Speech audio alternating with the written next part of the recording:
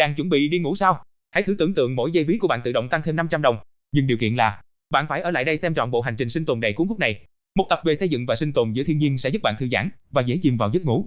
Bạn có chấp nhận không? Xin chào các bạn, chào mừng các bạn đã đến với Sinh tồn Review.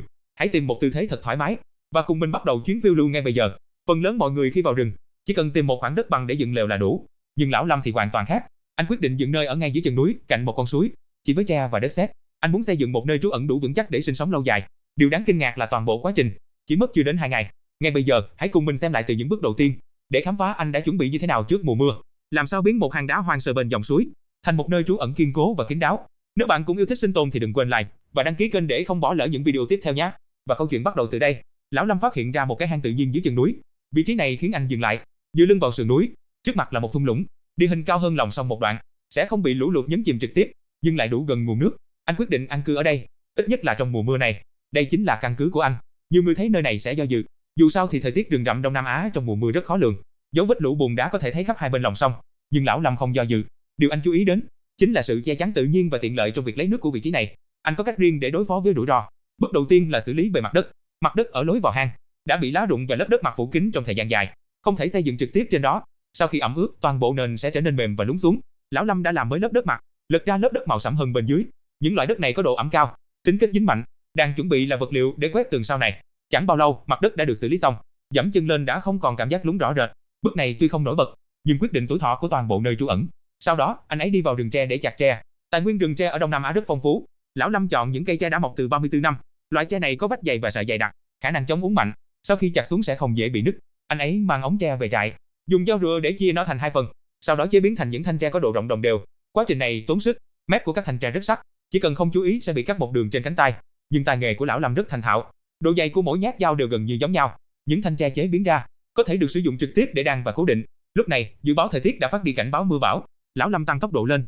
Anh ấy cân nhắc rằng phía trên nơi trú ẩn chính là sườn dốc. Sau cơn mưa lớn, dòng chảy sẽ tràn xuống theo sườn núi. Nếu không có cấu trúc đệm, một khi dòng bùn đá xuống, những thứ vừa mới dựng lên sẽ bị cuốn trôi sạch sẽ. Anh ấy sử dụng những thanh tre đã được chế biến, một hàng hàng được cố định ngang ở phía trên sườn dốc, tạo thành một dải đệm kiểu bậc thang đơn giản. Khi nước mưa xuống, nó sẽ được chặn lại từng đoạn trước. Bùn cát mang theo sẽ lắng động giữa các bậc thang, sẽ không trực tiếp cuốn trôi đến vị trí của nơi trú ẩn. Thiết kế này không cần tính toán phức tạp, nhưng rất hiệu quả. Lão Lâm đã dựng ở những nơi tương tự nhiều lần. Anh ấy biết rõ hiệu quả. Sau đó, anh ấy bắt đầu xây cầu. Chiều rộng của dòng suối không lớn, nhưng sau khi mực nước tăng lên vào mùa mưa, việc qua lại sông sẽ trở thành một vấn đề phiền phức. Lão Lâm sử dụng những ống tre dài hơn để làm khung cầu. Các đôi ống tre được những tấm tre có độ cong phẳng, xếp từng tấm cạnh nhau trên giàn cầu, dùng dây leo khoan giả buộc chặt từng đoạn. Độ rộng của mặt cầu chỉ làm kích thước đủ cho một người đi qua. Nếu quá rộng thì lại lãng phí vật liệu. Hơn nữa, trọng tâm sẽ khó kiểm soát. Cuối cùng, cây cầu tre này vững vàng bắc qua dòng suối. Nhìn từ xa, những tấm tre xanh hiện lên mờ ảo trong bóng cây, hòa quyện với môi trường xung quanh. Tuy nhiên, sau khi cầu được lắp đặt, thực sự, phần khó khăn mới chỉ bắt đầu. Tường của nơi trú ẩn cần được đan bằng tre để tạo khung, sau đó trét đất sét để kín. Lão Lâm sử dụng kỹ thuật đan chéo ngang dọc, một thanh tre đè lên một thanh khác, xếp chồng chéo. Bức tường được đan ra vừa có độ cứng vừa có độ dẻo. Khi có lực tác động, nó sẽ không sập đổ toàn bộ, chỉ bị biến dạng ở một phần rồi sẽ bật lại. Cấu trúc bảo vệ kép, anh ấy đã sử dụng ở một vài nơi trú ẩn trước đây. Cơn bão trong rừng kéo dài lâu, mật độ mưa lớn, tường đơn lớp dễ bị thấm nước, lớp giữa hai lớp có không khí, hiệu suất cách nhiệt và chống thấm tốt hơn. Phần dưới của tường, lão Lâm dùng đá nhặt từ lòng sông để tạo thành một vòng đế. Những viên đá này có kích thước khác nhau, nó được làm từ nguyên liệu tại chỗ. Những viên lớn được đặt ở đáy để chịu lực, những viên nhỏ được nhét vào các khe để giữ chặt. Vai trò của đế đá không chỉ là chịu lực, nó còn có thể ngăn chặn độ ẩm từ mặt đất leo lên theo các thanh tre. Đặc tính tự nhiên của tre là chịu nước, nhưng không chịu được ngâm lâu. Với vòng đá này, các thanh tre không tiếp xúc trực tiếp với mặt đất, tốc độ mục nát sẽ chậm hơn nhiều. Mặc dù vậy, lão Lâm cũng biết, tre dù sao cũng là tre, trong môi trường ẩm ướt của rừng rậm, dù xử lý tốt đến đâu cũng không chịu nổi 3-4 mùa mưa. Vì vậy, ông đã để lại một khoảng trống khi xây dựng. Cái nào trong số những cây tre bị hỏng, có thể thay thế bất cứ lúc nào, không cần phải động đến cấu trúc tổng thể. Lúc này, bầu trời đã bắt đầu chuyển sang màu xám. Gió trước cơn mưa mang theo mùi đất ẩm, thổi vào từ phía trên thung lũng. Lão Lâm đã tăng tốc độ. Ông mang những ống tre đã cắt vào bên trong nơi trú ẩn, dùng chúng để làm khung xương cho mặt đất. Sau đó, trải tấm ván chính lên trên khung xương. Sau khi tấm ván chính được trải xong, toàn bộ mặt đất trong nhà cao hơn mặt đất tự nhiên bên ngoài 10 đến chiều cao này là 10 cm, vừa đủ để người nằm trên mặt đất, không bị ảnh hưởng bởi khí đất, cũng không làm cho không gian trong nhà trở nên ngột ngạt. Dù sao thì cũng ở ngoài trời, không thể bỏ qua việc chống ẩm cho mặt đất. Thời gian mà lão Lâm dành cho việc này còn nhiều hơn cả việc làm tường. Chẳng bao lâu sau, những giọt mưa bắt đầu rơi xuống. Khi giọt mưa đầu tiên rơi xuống lá tre, lão Lâm vẫn đang lắp đặt những tấm tre cuối cùng trong nhà. Cơn mưa từ thưa thớt chuyển sang dày đặc, chỉ trong vài phút. Đây chính là nhịp điệu điển hình của mùa mưa nhiệt đới. Nói là mưa thì mưa ngay, không có giai đoạn chuyển tiếp. Anh ấy quyết định sử dụng hết những thanh tre còn lại, bịt kín những khe hở còn lại trên tường. Sau đó, anh ấy trát một lớp đất sét lên bề mặt tường, Những lớp đất sét này được lấy ra khi cải tạo bề mặt đất. Đất tươi được lật lên, thêm một chút để điều chỉnh độ hút nước và độ sệt, vừa đủ để trát lên bức tường làm bằng tre. Sau đó sẽ thấm qua các khe hở, bịt kín tất cả những lỗ nhỏ. Khi đất sét khô lại sẽ trở thành một lớp vỏ đất chắc chắn. Nước mưa rơi xuống sẽ bị bật ra, sẽ không thấm trực tiếp vào bên trong tường. Mưa càng lúc càng to, mực nước của dòng suối tăng lên với tốc độ mà mắt thường có thể thấy. Lão Lâm đi thu thập lá cọ. Loại lá này có thể thấy ở khắp nơi trong rừng Đông Nam Á.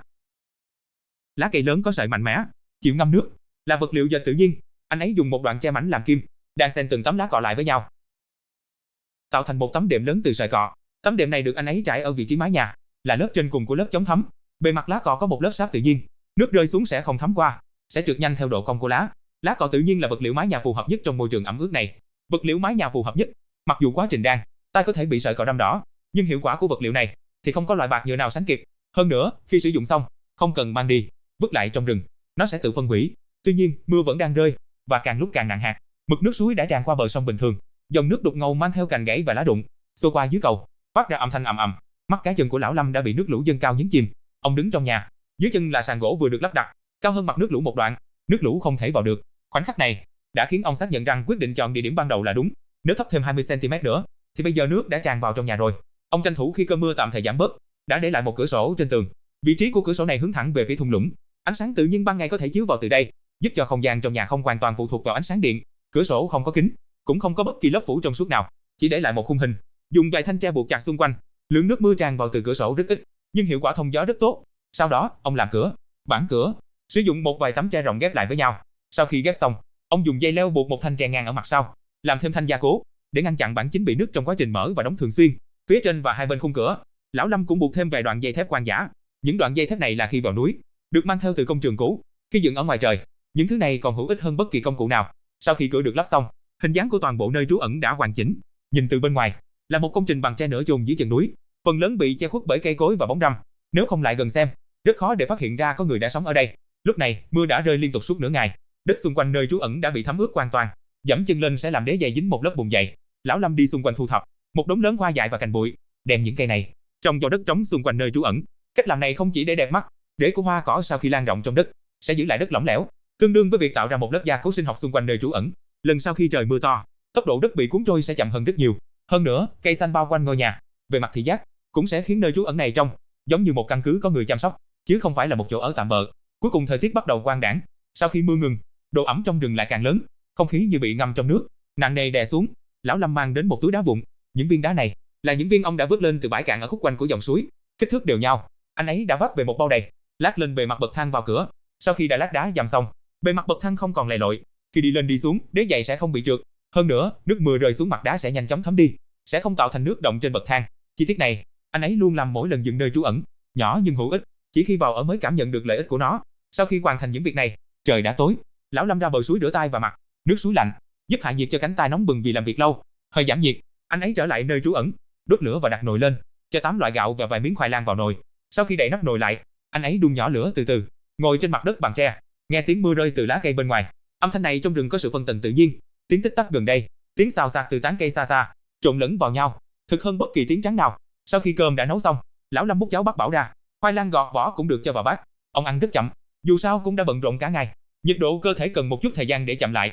Lúc này bên ngoài nơi trú ẩn đã hoàn toàn tối, màu đen trong rừng và màu đen trong thành phố không giống nhau, không có đèn đường, không có bóng cửa sổ, chỉ là màu đen hoàn toàn thuần khiết. Chỉ có tiếng suối vẫn còn vang, chỉ thỉnh thoảng từ xa truyền đến tiếng động của một con vật nào đó, nhắc nhở bạn rằng trong môi trường này không chỉ có một mình bạn. Tuy nhiên, lão Lâm không quan tâm đến những điều này, ông cũng đã sống ở thành phố nhiều năm, chính màu đen đó mới khiến người ta lo lắng, bởi vì bạn biết trong bóng tối có gì, đèn xe giám sát, ánh sáng mờ của màn hình điện tử luôn sáng. Ở đây, màu đen rất sạch sẽ, bạn có thể nhìn thấy những ngôi sao, nếu bạn sẵn sàng đi đến cửa. Nhưng anh ấy không đi, anh ấy đã thay một bộ quần áo khô, trải thảm chống ẩm và chăn mỏng trên mặt đất, thêm một khúc gỗ vào đống lửa trại. Sau đó, anh ấy nằm xuống. Đêm cuối cùng này, anh ấy trong nơi trú ẩn bằng tre do chính tay mình xây dựng, ngủ rất say. Cơn mưa đã hoàn toàn ngừng lại, nước suối đã trở lại mức bình thường. Ánh trăng chiếu vào từ cửa sổ, một mảnh nhỏ rơi xuống mặt đất bằng tre, phản chiếu ánh vàng nhạt. Cảnh tượng này, và khi anh ấy lần đầu tiên đến đây, đứng trước hang động và lên kế hoạch cho mọi thứ. Vậy là hành trình sinh tồn ngày hôm nay đã khép lại. Hy vọng những hình ảnh và câu chuyện trong video đã mang đến cho các bạn những phút giây thư giãn và những trải nghiệm thú vị giữa thiên nhiên hoang dã. Nếu các bạn yêu thích những video sinh tồn, khám phá và xây dựng như thế này, hãy dành cho mình một nút like và đăng ký kênh Sinh Tồn Review để không bỏ lỡ những hành trình hấp dẫn tiếp theo. Đừng quên bật chuông thông báo để là người đầu tiên đón xem mỗi khi kênh ra video mới. Cảm ơn các bạn đã dành thời gian theo dõi đến những giây phút cuối cùng. Chúc các bạn luôn mạnh khỏe, bình an và hẹn gặp lại trong những hành trình sinh tồn tiếp theo trên Sinh tồn Review.